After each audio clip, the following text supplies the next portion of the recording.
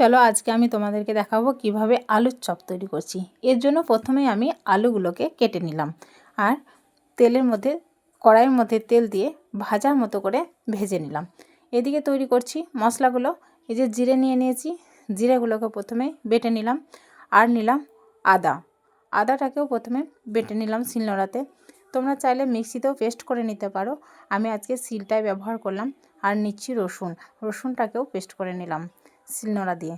এরপর কড়াতে তেল দিলাম আর যখন তেলটা অনেকটাই গরম হয়ে এসেছে, তেলটা যখন গরম হয়ে এসেছে ঠিক সেই সময় আমি ওর মধ্যে দিয়ে দিলাম পাঁচফোড়ন। আর পাঁচফোড়নটা দেওয়ার পরে যখন তেলটা গরম হলো ঠিক তখনই আমি কেটে রাখা পেঁয়াজগুলো দিয়ে দিলাম। ব্যাস, এই কেটে রাখা পেঁয়াজগুলো যখন দিয়ে দিলাম একটু কড়াইটায় নাড়তে থাকলাম। আর নাড়তে নাড়তে যখন কড়ার পেঁয়াজগুলো দেখছি অনেকটা ভাজা ভাজা হয়ে গেছে, আমার আগে থেকেই তৈরি করে রাখা ছিল মশলা, আর সেই মশলাগুলো এর সঙ্গে অ্যাড করে দিলাম। আদা, জিরে, রসুন পেস্ট করা, আর তার সঙ্গে একটু লবণ আর একটু হলুদ।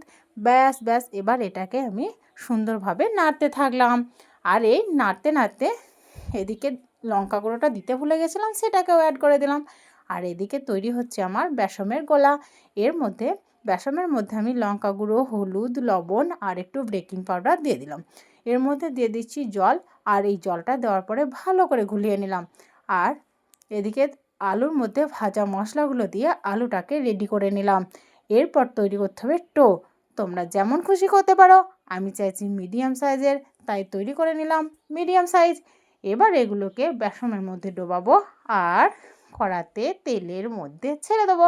ব্যাস, তৈরি হয়ে যাবে গরম গরম মুচমুচে আলুর চপ। যেমন টেস্ট তেমনি খেতে বেস্ট। এই যে, এবার কিন্তু একটা দিক লক্ষ্য রাখতে হবে যাতে একটার সঙ্গে একটা লেগে না যায়।